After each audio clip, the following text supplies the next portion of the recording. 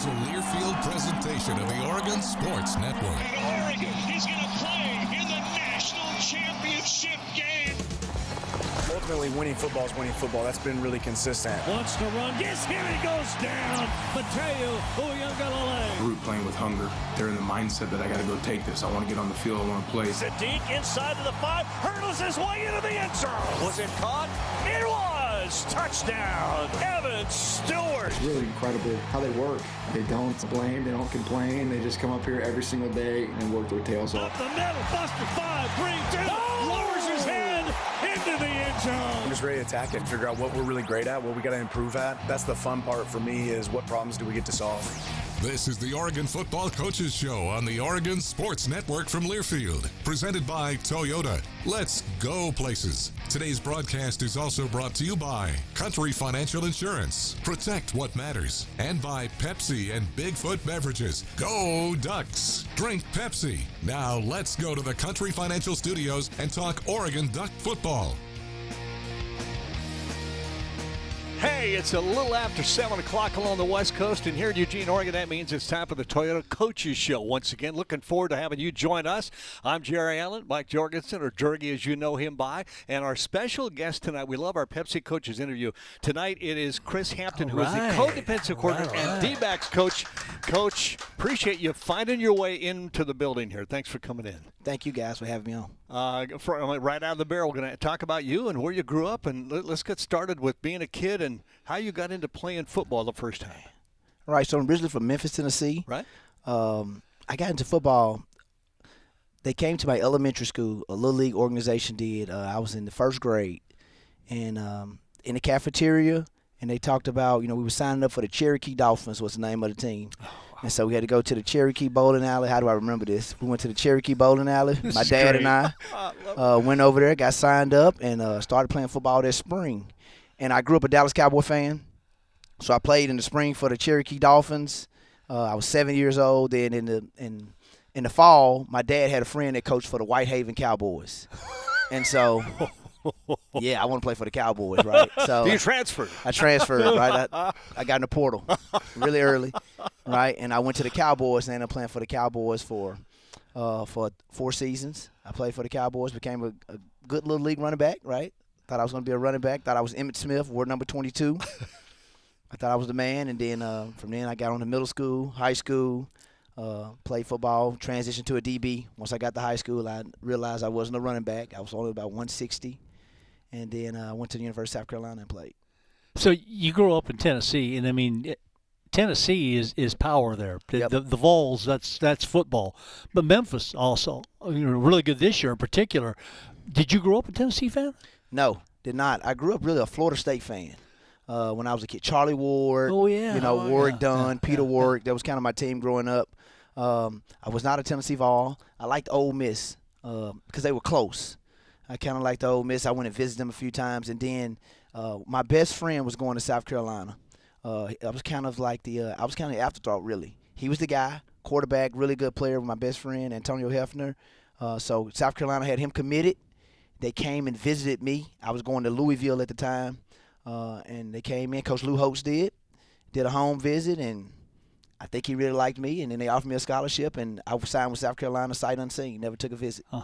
Yeah, Lou Holtz as your coach your freshman year for 1 year. What was that like? I mean, he's a personality. Yeah, well, it was great. Coach Holt, it was old school, back then. I mean, it was physical practice each and every day. That's back when you could do 2-a-days, back-to-back days, 4 pads, hitting. We were not a finesse football team. I can still hear him saying that. We are not a finesse football team. Quarterback was live. Everybody was live. Wow. So it was different, back then. But it made you tough. Yeah, I saw a picture of you with the big shoulder pads. You could do that, right? You could do 2 practices a day because you had the big leg pads and big shoulder pads. Yeah, and everyone had to wear knee braces back then. So we all had to wear knee braces in practice. So you wear knee braces, big shoulder pads, and you had to get tough or you weren't going to last very long with Coach Holtz. So did it change when you went from Coach Holtz to Steve Spurrier? Yeah, it did. It changed. It was we went to a different approach. We really didn't hit very much at practice with Coach Spurrier. Oh. It was different. Now it was discipline on the field and off the field with Coach Spurrier. He was quick to if you weren't doing things right, he would get rid of you. It was kind of no nonsense, zero tolerance, but it wasn't. The practices weren't as physical. We weren't out there as long. It was about keeping the players fresh, but it was just a different approach as far as there wasn't a lot of leniency and tolerance of ignorance. So South Carolina in the SEC Conference, still in the SEC Conference. Do you see differences from when you played 20 years ago? I mean, obviously there's other things that have come along with 20 years of progression in football, but what do you see, if you can, the major differences between then and now, besides NIL and all that other stuff that goes with it? I think the game has changed. Back then it was more of a two-back, 21 personnel, 12 personnel game. Now the evolution of the spread offenses, receivers. Back then it was all about tailbacks, having big physical running backs. Arkansas had Darren McFadden, and Auburn had Cadillac Williams and Ronnie Brown, and you was going against those guys, and you had to, it was a physical game, and it was kind of played in a phone booth. Where now the game has changed, it's more spread out. You've got receivers, and people throw for 300 yards every game, across college football, and that didn't happen very much back then. So that has really changed, I think. You started for 2 years in South Carolina, played there 3. A degree in criminology, and you're a coach. How did that happen? So when I first went to college, I started off as political science. Someone told me, hey, you should go to law school. And I was like, yeah, that sounds cool, until I went to those first classes of political science, and I realized this is not what I want to do. But I had taken some classes in criminology, and then I realized I want to coach. And they said you don't have to lose any of your hours if you change your major to criminology. Wow. And I just want to coach. And I said, well, what do you need to coach? And they said, anything. So that's how I ended up in criminology. I got a question for you. You won the Harold White Award for the highest GPA on the team. I mean, that is, to me, that's huge. That's the student athlete. Does that mean more to you now when you're coaching young men? Do you understand the importance of education? Oh, yeah, definitely. So I wasn't always a great high school football player. I was always a really good student. So when I was a freshman, I didn't even have a jersey. Like, I was on the 9th grade team. Then I was on the JV team, right? Then I worked my way to my junior year to actually play varsity. Then I was kind of a late bloomer of getting scholarships. Like South Carolina came on, like I said, at the end. I didn't have very many scholarships, so I had to kind of earn it, as I went on. But I always knew that, and my mom told I wanted to go to college, and we weren't fortunate enough that she could pay for me to go to college. She said, if you want to go to college, you have to get a scholarship. So I figured my grades have to be good enough for me to get to college. Wow. And so I always had really good grades. I was the president of my school, and so I had a high GPA. I had good test scores, and so I knew I could get to college academically.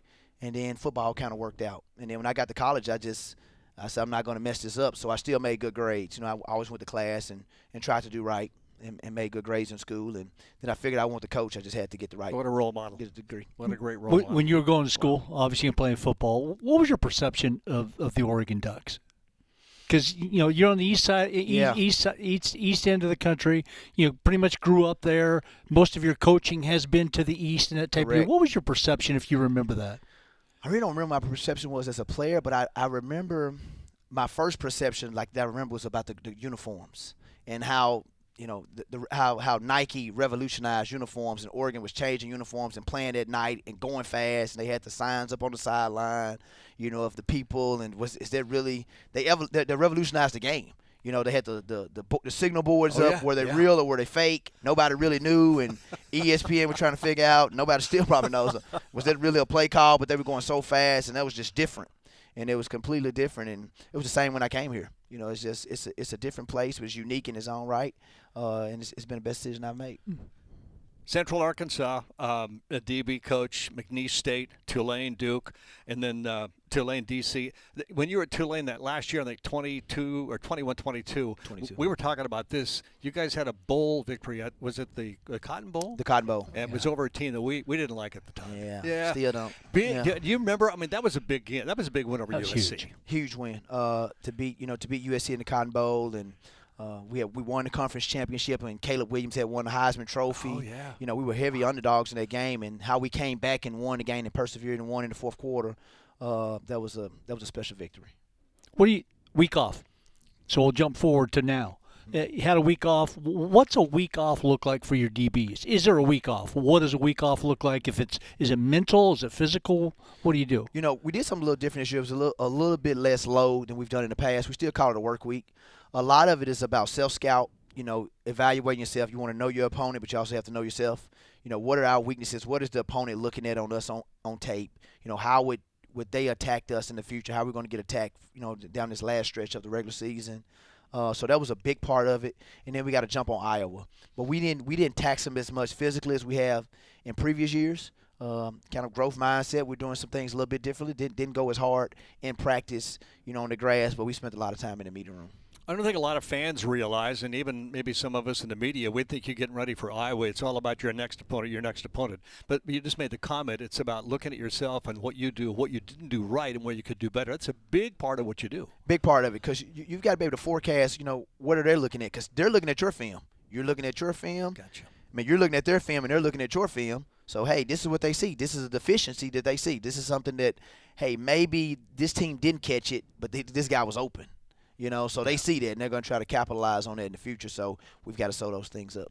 As a co-defensive coordinator with Tosh, how do you coexist? How do you mix it together and blend it together so your portion of it with the defensive backs and his portion of it with the other portion of the defense, how do you bring it together? I think we do a great job here of splitting up a lot of the staff responsibilities. We meet together a ton, even with the players. We do a long unit meeting, and there's different voices talking. Sometimes, like today, I presented. Coach Michalowski presented. Tomorrow, Coach Wadu would present. So different guys present each and every day, and then we do the same thing with the staff. Just break up the staff responsibilities and kind of hone in on the details, and then we collectively come up with what the game plan is. And then Coach Lupoy calls it on Saturday. He is Chris Hampton. He's a co-defensive coordinator and handles the back end. That's the secondary for Oregon. We're going to talk about what they've accomplished this year because it's very special. A lot more about Oregon getting ready for Iowa as we look forward to our Pepsi Coaches interview. We're back with more on the Oregon Sports Network from Learfield. Dear Truckin' Awesome, Toyota Tundra's got heart-pounding horsepower. Tacoma is one rugged ride, and the 4Runner is tough as nails. Truck yeah. Find yours at Toyota.com. Toyota, let's go places. As a local community credit union founded by teachers, OnPoint is committed to supporting the students and faculty at the University of Oregon. And on game day, we're right there with you, on the field, in the bleachers, and in the classrooms. Drop by one of your local branches today and discover the many ways OnPoint can help support your financial well-being. OnPoint Community Credit Union. People are the point. Federally insured by NCUA. Equal housing opportunity. Dear Truckin' Awesome, Toyota Tundra's got heart-pounding horsepower. Tacoma is one rugged ride, and the 4Runner is tough as nails. Truck yeah. Find yours at Toyota.com. Toyota, let's go places. Football the way you like it. Woo! That was some football. The Oregon Ducks on the Oregon Sports Network from Learfield. Hear that? That's the sound of your life. Perfectly imperfect. Beating in rhythm to the world you've created. But every time you drive after drinking, the music gets drowned out. Your life sounds pretty great. Don't let a buzz ruin it. Buzz driving is drunk driving. Don't drive buzzed. A message from NHTSA and the Ad Council. When you're high, you feel different. You think different, you talk different, you draw different, you listen to music different, but you probably knew that. Problem is, you also drive different, and not in a good way. That's why driving high is illegal everywhere. So if you're high, just don't drive. Make a plan to get a sober ride. Because if you feel different, you drive different. Brought to you by NHTSA and the Ad Council.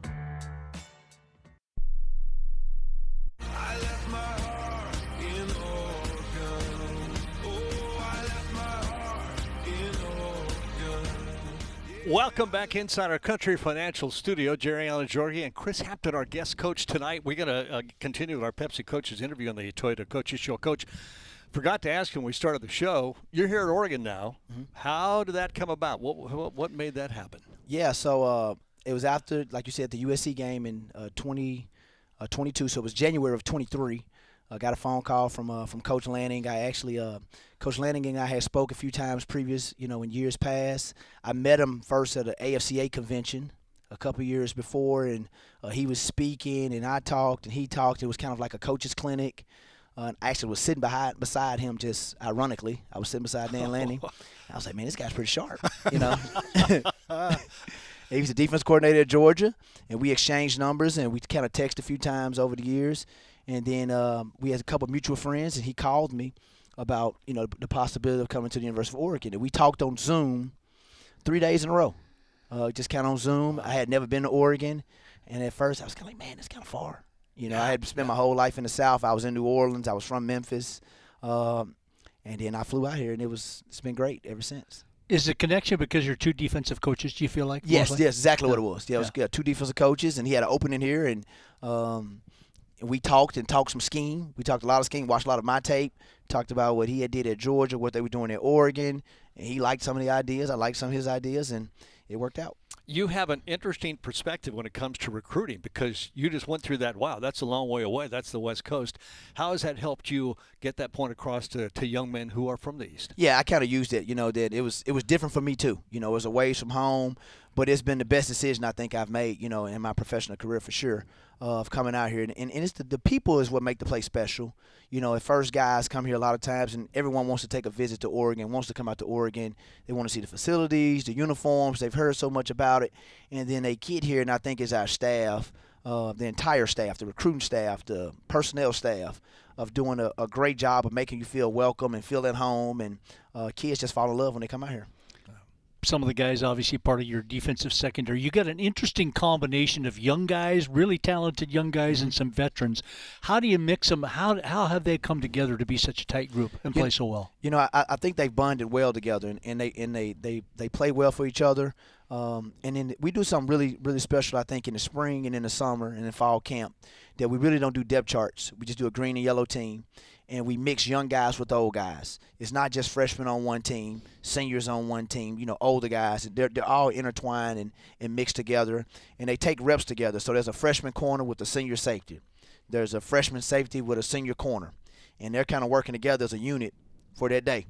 The next day, the rotation may change. You know, you get to work with everyone, so everyone gets an opportunity, and you have older guys coaching younger guys at the same time on the field. And you shift corners and safeties into different positions. Oh, all don't the you? time. All the time. What's the reason for that?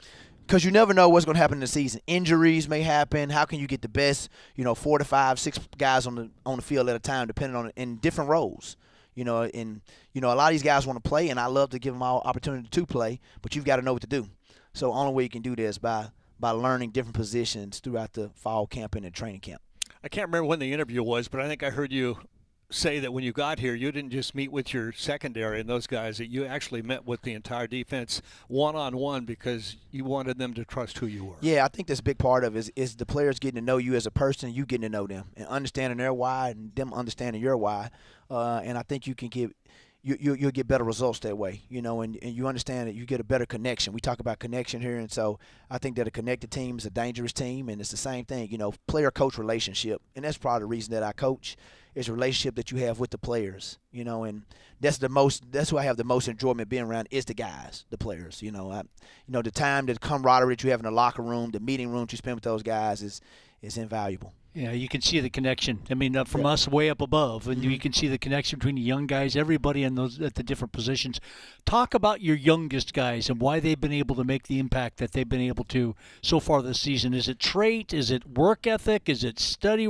I mean, what are the different things that go into making those guys what they are? I think it's all of the above. They all obviously have great traits, and they're really talented.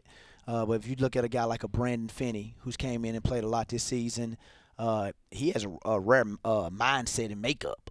He loves to work, man. He's a grinder. He's here all the time. He's here early.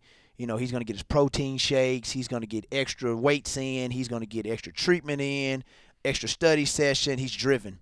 And I think that's how you play as a young guy, is that you got to be extremely driven. And he's one of those guys. Aaron Flowers is a young redshirt freshman safety who's made a big leap in year 2. And I think it was one of the same things with him, is he just – he took his study habits to another level this offseason. And really studied the game. How can he make his weaknesses a strength? How can I get better? What am I not good at right now, Coach? How can I get better at that? And a lot of this is by being self-aware of what do I have to get better at, and I think both of those guys have done a great job at it. Look at such a young secondary in some respects, and then you've got a Dylan Thieneman coming in, a guy who transfers in. And I wonder, who do you have a quarterback on that back end, or do you guys all kind of share that back You were end? safety at one time, so Yeah. you know what the makeup of guys are like. Correct. I would say that's Dylan. And I think I played safety. So Dylan and Aaron, I know here we say the linebackers are the quarterback of the defense, but in the secondary room, I say the safeties are the quarterback of the defense. Yeah. Because that's how I felt when I played. I think the safeties are. You see it from the last line of defense, and you're looking at it from top down. So, but I think both of those guys, Aaron and Dylan, have done a great job of quarterbacking us and getting us in the right checks and organizing the defense and seeing what the offense is giving us. Dylan's a leader. He was kind of a quiet kid when he first got here, but he's kind of came out of his shell, and he's became outspoken, and he's a leader for sure, on and off the field. And he works harder. I mean, I watch after practice. Sometimes he'll be the only guy out there still going through footwork and everything. He practices after practice. Every day. He gets he has his own routine. He does. This guy has all the scouts, they ask me all the time, this guy has his own routine. He's driven. He's extremely motivated. I have no idea how long he stays out there. Like I'm in and showered and eating, and he's still out there getting extra work in. Yeah. He's told me about it a couple of times. I'm like, yeah, sounds good. I got to ask you, 3 interceptions for touchdowns for this defense. That's a team interception, but you coach passes defended, not necessarily guys go get a pick. Mm-hmm. And that's two different things. Yeah, we teach the proper way to try to break up a pass, not let the receiver catch it. We do a lot of what we call crossover indie, so it's good on good. Wide receivers against DBs, and it's contested catches, and receivers are trying to catch, and we're trying to break the ball up and, hook with the left arm, punch with the right, not swat, and just do a lot of those drills of trying to make drill application happen on game day. I'll look at a couple of numbers here. Oregon held back-to-back opponents under 100 yards for the first time since 1984. These are probably numbers you don't look at. You're coaching. You don't care about this stuff. The Ducks' 41 pass breakups lead the Big Ten, are 7th most in the country. But that's got to mean something to you and your team. Yeah. What I you guys talk about it? Not a ton. Not right now. It's good for the guys. It's a good stat, but it really only matters at the end of the season. How do you finish, and how do we do? You're only as good as your next game, or So we just focus on Iowa right now, honestly. How can we get ready for Iowa? How can we put our best foot forward to play, championship football this Saturday? Quick comments about Iowa. Yeah, really good football team. Disciplined, hard nosed, tough. Good in all phases. We followed them some on defense, so we've seen how good their defense is against Indiana, against Wisconsin. We've got to watch them on defense. So we know that they're really good on defense. Their offensive line is tremendous. Does a great job blocking, first run blocking and pass protection. Quarterback's dynamic. He can run with the football. He's a true dual threat. And then they have a special player, number 21, that's the best returner probably in college football. One of the best ball in hand guys in all of football. So they're a dynamic team. They got a running back by committee. Kind of got a lot of horses that run the football, and they're strong, they're tough, and they win a lot of games at home. So we've got our hands full. We ask players this a lot, what it's like. This guy knows because he played at Oregon. He was a quarterback at Oregon back right after Noah landed the arc. It was a long time ago. Whatever, yeah. But coming down that tunnel and then the Autzen crowd, what's that like as a coach? Awesome. I love it. We get to come down. So I come down before the team. We do a prayer, have a little speech up in the locker room. I get to come down. The band's out there. I love just looking at that crowd and see the the green and yellow. Each and every game, and it's never been a disappointment. Well, we could keep you here for another half hour, but I know you got work to do, or at least maybe an evening off. Do you get a little break? No. No, you're going back upstairs to go to work. Going back to work. Yeah, no, not surprised. Chris Hampton, co-defensive coordinator, and the D-backs, the back end of that defense, which has performed so unbelievably well this year. It's a pleasure watching your young men do what they do and realize how much a key you are part of that. So thank you. Thank you for being here. Thanks for coming in. Thank you, guys, man. Thanks for the Oregon fans. Just get back to work now, okay? That's it. Time to get to work. All right, Chris Hampton. Joey's next. He's got somebody. It may be me on the Oregon Sports Network from Learfield.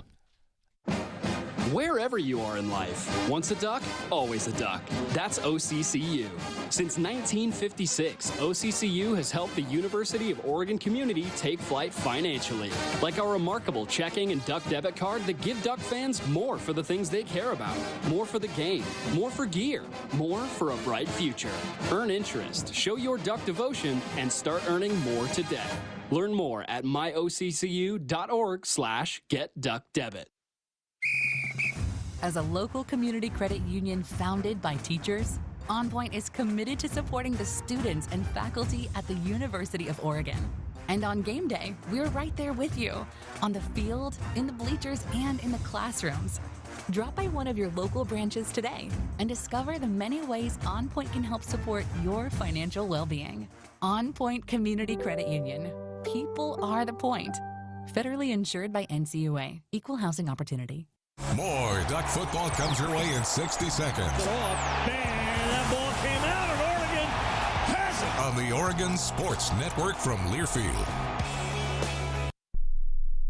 My name is Ariel. I moved to the U.S. at 19. I spoke no English, and I struggled finding job opportunities. Everything I have, I owe to the Adult Literacy Center and getting my high school diploma at age 22. It was an honor helping you achieve your greatness. Now you're helping others achieve theirs. It inspires me. When you graduate, they graduate. Find free and supportive adult education centers near you at finishyourdiploma.org. Brought to you by Dollar General Literacy Foundation and the Ad Council. Adoption of teens from foster care is a topic not enough people know about, and we're here to change that. I'm April Dinwiddie, host of the new podcast, Navigating Adoption, presented by Adopt US Kids. Each episode brings you compelling real-life adoption stories told by the families that live them with commentary from experts. Visit adoptuskids.org/podcast or subscribe to Navigating Adoption, presented by Adopt US Kids. Brought to you by the U.S. Department of Health and Human Services Administration for Children and Families and the Ad Council.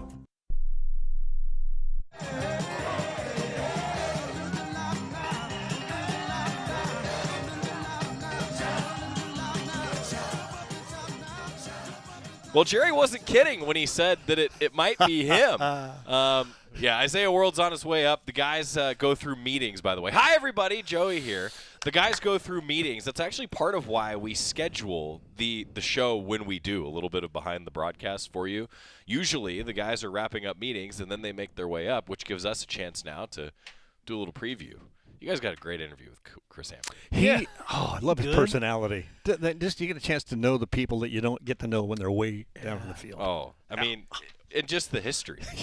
He was one of the first transfers in elementary school. Yeah, I mean, that was a great first question. When he said, yeah, I just hit the portal, I just laughed at that. No, I really did. That was awesome. But a little bit of a preview of Iowa, guys. I mean, we talked about some of it, but there's going to be a test. Yeah, they're a team, I think, that doesn't beat themselves a lot. They didn't make a lot of mistakes. Their defense, obviously, is very, very good. Their offense struggled to throw the ball, but it all starts in the trenches. You got to be able to stop the run. You got to be able to run, and that's it.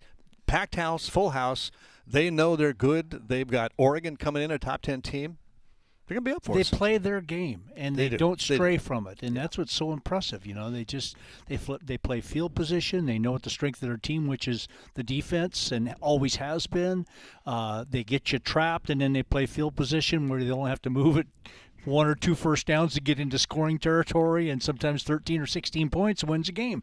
And they just do what they're supposed to do, and then they sprinkle in special teams. Wow. Yeah. And that's the thing about it. They've always been a little bit dangerous. It always seems like they have a great kick returner, a great punt returner, and they do again this year. I feel like special teams is a huge key in this game, and I love the fact that it's two teams that put such a focus on special teams, right? I mean, we talk about the return game. What about field position, though? I mean, you guys have heard me say, we always kind of talk about this now jokingly, like that I love a good punter. I know you do too, Jerry. I agree. It changes the game. Flip the field. It's hidden yards time, right? Hidden yards. That's what it's all going to be. Lost yards. This is the one. This is the one. That's what I mean. Like, look, that defense is good. Oregon's defense is good. You don't want to have to go on the 90-yard drive, right? I think that's where field position could be really, really critical in this game. I think Oregon really needs to beef up that run defense. I mean, if you can stop the run game for Iowa, if you can make them go 8, 9, 10 plays on the ground, because through the air they've not been really good. Now they've gotten better, so you just can't say, oh, they can't throw the ball, because they can. But still, it's the ground game. So if you can make them have to grind it down the field, your chance is going to be very, very good. And I like Oregon's run defense. At times this year, Joey, they've been really, really good. But at times this year, they've struggled. Take care of the football. Yeah. It's going to be wet. Right. It's going to be wet. Yeah, it's going to be interesting. Yeah. I mean, that doesn't normally happen back there, and usually when it does, it's white and not raining wet. Don't say type that. Of deal. Don't say that. Won't be this time. Dusty's like, usually that's what I. Dusty's like, that's what I picture Iowa being. If it's going to be wet, it's going to be snowing, not raining. The last time I was there, it was wind gusts of 50 miles an hour when the baseball team was there winning a Big Ten championship. Oh, that's right. 50-mile-an-hour gusts. Prairie. Wind blows across. It was no joke. Well, I got word Isaiah World at the offensive line meeting. He's on his way up, which means you got a little preview from us earlier, and then we'll be able to talk with Isaiah World coming up. And on that note, guys, Manuel Pregnon said it this week. Another offensive lineman, right, said, hey, look, it's always in the trenches. But it feels like this game, it's more so in the trenches. This is an Iowa team that prides itself on winning in the trenches. The Ducks do too. Yeah, that's their trademark. Iowa's trademark is the trenches. It's the mud. Get down, get dirty, and don't let anybody get past that line of scrimmage. That's what they've done. That's what they've been good at. And with a top 10 team coming in, you rise up for that. And this can be a full house. Guys, this can be a great game. It's going to be a great game. Fundamentally sound is what they play. Again, they know what their game is. They stick to it. They do their job, and that's what makes them special. Well, and I think, too, on that note of, getting up for Oregon, right? Everybody seems to get up for Oregon, right? We know that everyone gets up for Oregon. But now this is a top 20, not AP poll or coaches poll. The first college football playoff rankings are out. Now we have a better idea of what the committee is thinking. It's number 20 Iowa, number 9 Oregon. Tremendous opportunity on the road. No, it really is an opportunity. Right now, you're positioning yourself. Of course, you want to win out. You got to win every ball game. There's a slim margin here for losses, so this is one you don't want to take. But this is a big win on the road if you can grab it and take it. Solidifies your stability of where you are, where you want to be. And come the end of the season, if there are any question marks, this is a game that would answer one of those question marks, huh? And the Ducks have been on the road, have been a good team. Travel well. Regardless of who they're playing type of situation, they've been good on the road. And it is one of those ones with Iowa going into this game. It's the biggest game in 4 to 5 years at Iowa. Yeah. Since Penn State, and a big game here 4 or 5 years ago. So the Iowa fans are going to be wound up and ready to go for this game. And these are the games that you play for. Right. These are the reasons why you play football and play big-time football in the Big Ten Conference. These are the big games. The Iowas, the Washingtons eventually, the USCs, some of the leftover Pac-12 teams, the Penn State game. This is why you play football, and this is going to be one of them. Pink locker room. Do you think the broadcast booth is pink? No, it wasn't. I don't know. In 1989, it wasn't pink, was it? You got down there and looked at it. Underneath the counter it was. Okay. All right. Behind the broadcast again. It really happened. This was Jorgie's first broadcast. First broadcast. It was the last time the Ducks were at Iowa. Yeah. How about that? No, it was awesome. So I asked the longtime voice of the Hawkeyes, Gary Dolphin. It was a few years after the Ducks made the trip to Autzen that he began. So you've got some good stories to tell coming up. Yeah. We do This Week in Oregon Football History, by the way, and Jorgie didn't pick that game for this segment. Because he didn't see a lot of it. That's why. He was under the counter. I wonder if I'm going to recognize the bottom side of the counter. Can you? Oh my gosh! So people know this by now, right? That whenever there's a moment that Jorgie just can't bear to see, he has the ability to just listen to Jerry because he goes under the table. I abandoned the play-by-play guy. He can't look. He can't look. The first time you did it, though, it was like, big play, got the first down. Wow, Joey, look over. He had to go take a leak or something because he's not there. So then I look and see you climbing out from underneath the counter because you were so into it you couldn't bear to look. Nervous. Oh, I was nervous I couldn't watch. Laughing. So that was the first time you ever did it? Skilled then you kept color doing it. analyst. Yeah. And we didn't have replay TV. So at least right now I can listen to Jerry and watch the TV. That's right. So it's on 5-second delay, so then I don't have to actually watch it. We have some other Jorgie stories about not being able to watch the game, That's too. Right. Yeah. Well, so that though, stick around for that 10:30 pregame show for us across the Oregon Sports Network on relive Saturday. Some moments. And I really hope you get a flood of nostalgia, Jorgie. I when can't we wait. Go back. Yeah, I'm really looking forward to it. Yeah, that tradition. I mean, I will say things like I really appreciate a coach like Coach Lanning, Coach Ferentz, both coaches that believe that it's bigger than football. You know, these are two coaches that, for example, Oregon always does everything possible to promote cancer awareness and the story around that. Same thing with the Children's Hospital at Iowa. Wow. That's going to be a powerful moment. Sure is. Yeah. I'm looking forward to that and somebody describing what's happening because I don't know. Yeah, you'll be under the counter while we're talking about it. That's right. Yeah. Right. Emotion. I'm with you. Well, Isaiah World coming up. We're going to get a timeout. We'll get him settled and talk about winning in the trenches. It is the Toyota Coaches Show, our Pepsi Player Spotlight with Isaiah World coming up on the Oregon Sports Network from Learfield. Dear Truckin' Awesome, Toyota Tundra's got heart-pounding horsepower. Tacoma is one rugged ride, and the 4Runner is tough as nails. Truck yeah. Find yours at Toyota.com. Toyota, let's go places. As a local community credit union founded by teachers, OnPoint is committed to supporting the students and faculty at the University of Oregon. And on game day, we're right there with you, on the field, in the bleachers, and in the classrooms. Drop by one of your local branches today and discover the many ways OnPoint can help support your financial well-being. OnPoint Community Credit Union. People are the point. Federally insured by NCUA. Equal housing opportunity. Dear Truckin' Awesome, Toyota Tundra's got heart-pounding horsepower. Tacoma is one rugged ride, and the 4Runner is tough as nails. Truck yeah. Find yours at Toyota.com. Toyota, let's go places.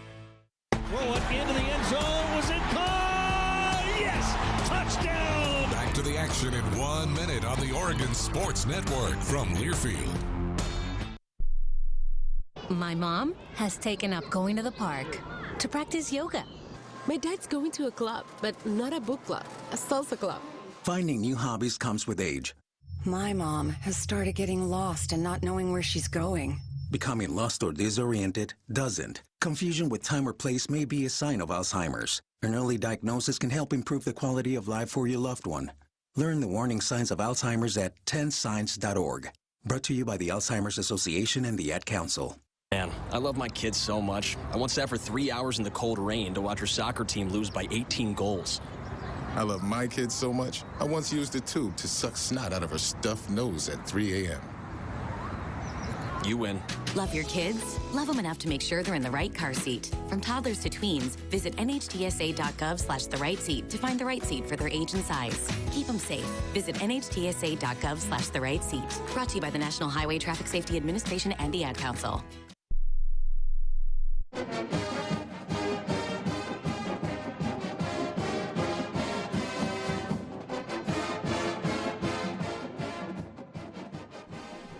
It is the Toyota Coaches Show with the Pepsi Player Spotlight on Isaiah World tonight. All right, I got to tell everybody, meetings wrap up. And Isaiah literally just ran up the staircase and said, all right, I'm ready. Here we go. Isaiah, thanks for the effort, man.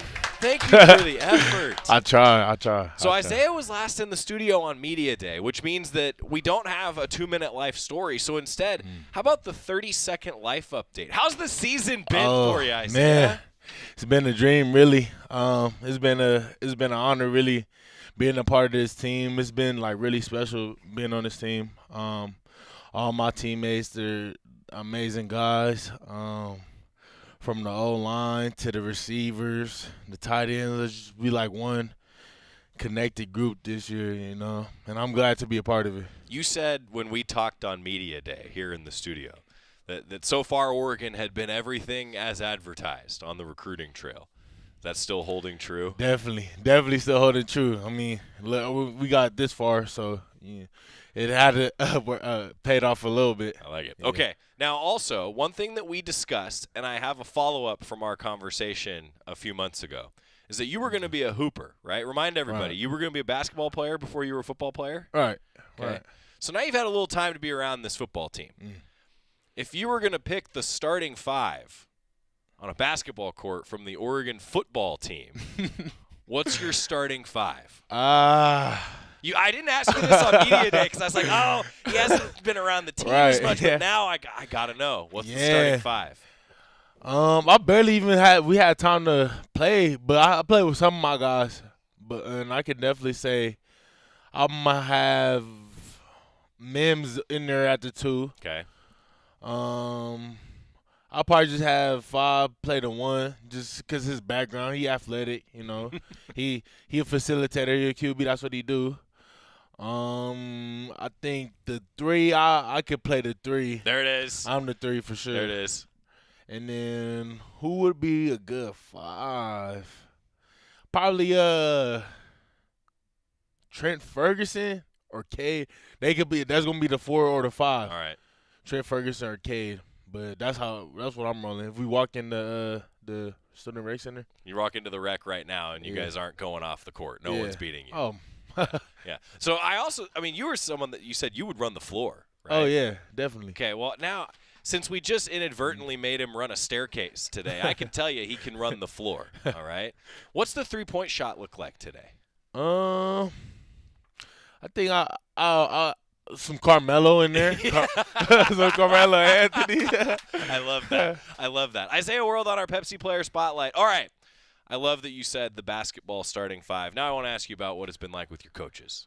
What's it been like playing for Coach Terry and the rest of the offensive line group? The same thing, man. It's like these are the most litest coaches, and for y'all don't know what lit means, it just means that like these are the coaching staff with the most juice, the most passion, the most love for the game in the country, I feel like. And then they really show it with like how well we go into each week with the game plan. We always prepared.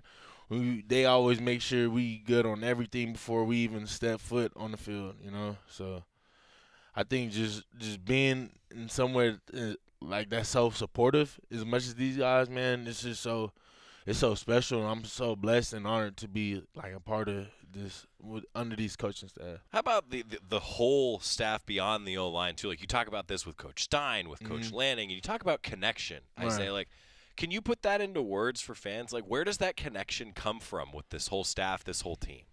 I think it's just like these guys, like the coaching staff, they're people and they're young people. It's not like they're the old grumpy guys like how you used to see in like Saban or whatever.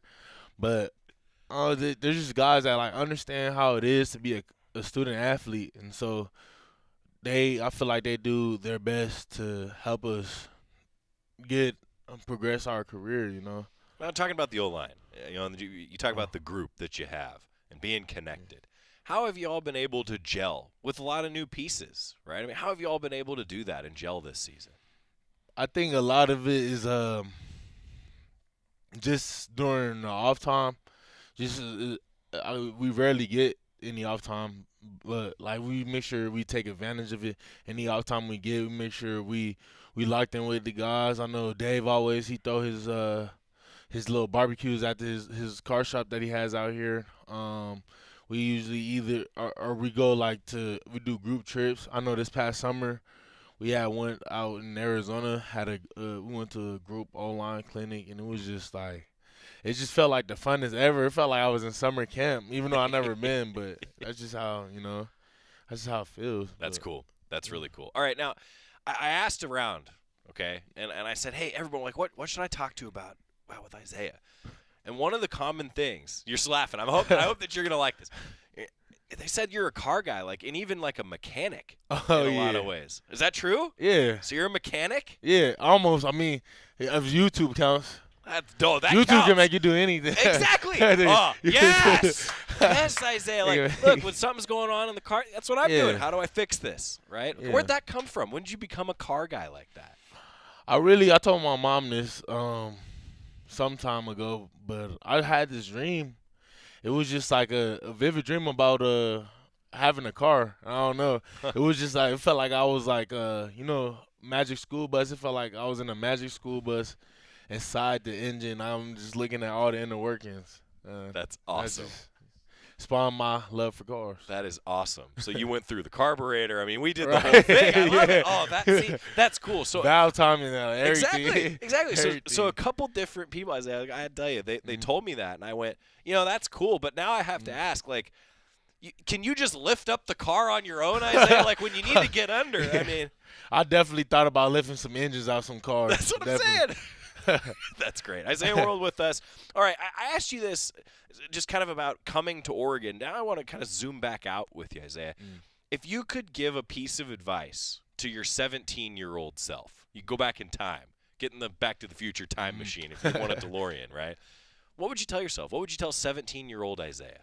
I would tell him to just to keep your head down, man, and just try to stay away from all the distractions and try to do what's best for you and stay in God's presence, you know, because it's getting harder now, especially like as we are doing what we do as a program. It's just hard. There's a lot of distractions out there, a lot of people swaying you one way or another, but just to stay focused, to keep God first, you know, just to keep your head down and just work.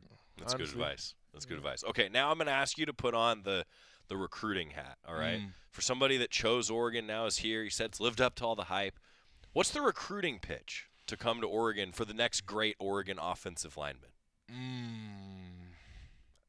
I think I'm not sure if this counts because it's been used before, but we got the nice stadium being built over there. supposedly 2026, but I mean, who knows when? You know, it could be fall 2026 or maybe 28. We'll find out. Yeah, we'll find out.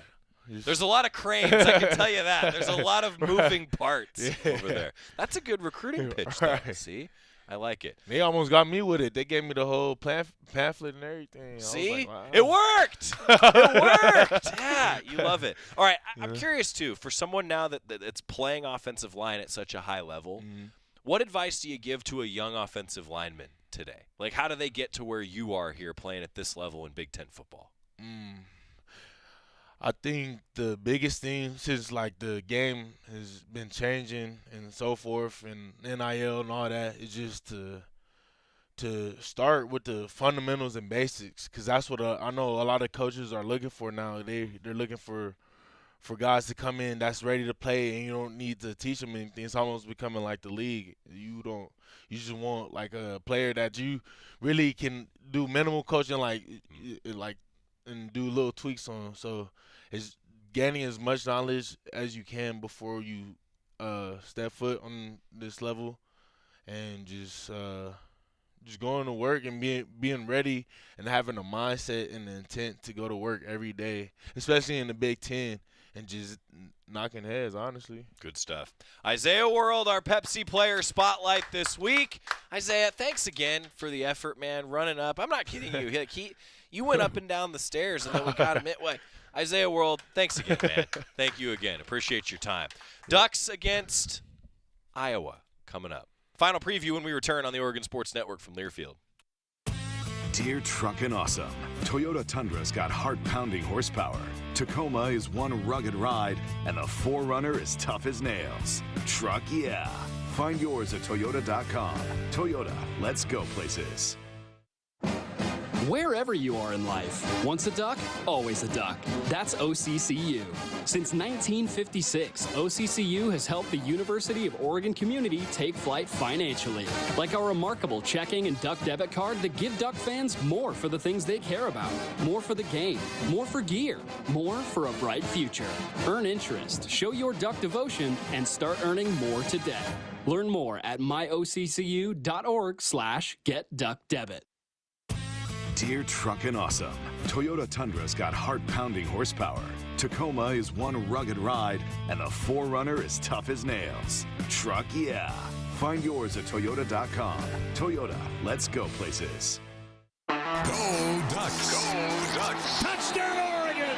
That quick! Oh my! This is Oregon football from Learfield.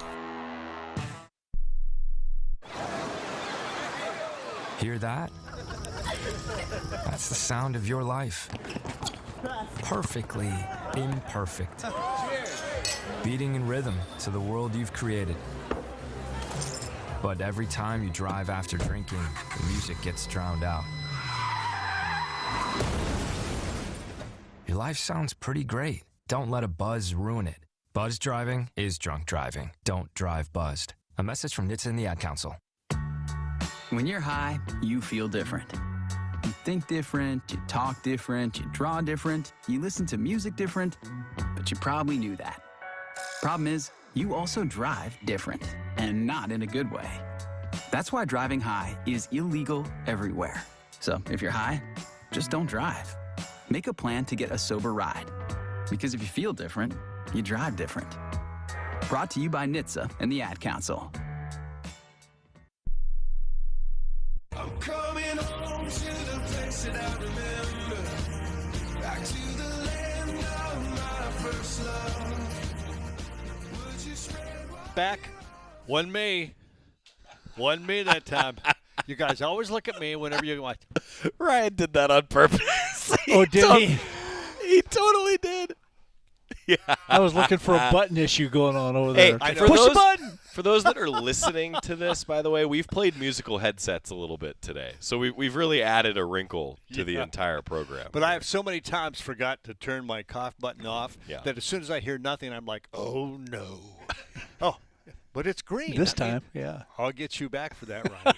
I'll get you back for that, Ryan. All right, Iowa this week. Another long trip. Oregon has taken 2 long trips. Penn State, Rutgers handled them both. I mean, I want to say it's a feather in Oregon's hat, but congratulations to a coaching staff that's gotten their team prepared. Yeah, I mean, they play well on the road. They really do. And this is not going to be nearly as long as the other 2 trips we've taken this year, but it still is a road trip. And anytime you go on the road, there's challenges. Home teams love to play at home for a reason because they're really good at home. Oregon is too. But if you can go on the road and be good, and Oregon has, that's just that much better. Bye week. Both teams. Yeah. Bye week. So preparation. They both had some time to look at each other, look at self-scout. Get the it's a top 20 game for a reason. I do think that in the national narrative, Iowa is a little bit underrated. They're very sound. Totally. Special teams is elite. It's going to be a good game. You get ready for Iowa. I haven't even looked at the game time. I think it's a reasonable game time, like 12:30. 12:30. Yeah, I mean, it's a 10:30 pregame show. We'll be home at a reason. We might make it before daylight savings. Oh, no, they've already turned that. Do I have to turn my clocks back? You better sometime. Don't throw the flag. It's a joke. All right. Thanks for being with us. Thanks to Coach Hampton for being with us. What a great personality. And he is about as good a back-end coach in a football team as there is. I mean, he has them playing really well. And a young team, huh? How about that? 10:30 pregame, 12:30 kickoff. You guys ready? Ready. Let's do it. Mm-hmm. Bye-bye. God bless. I'm Chris Hampton. I served in the United States Air Force, and I deployed 3 times.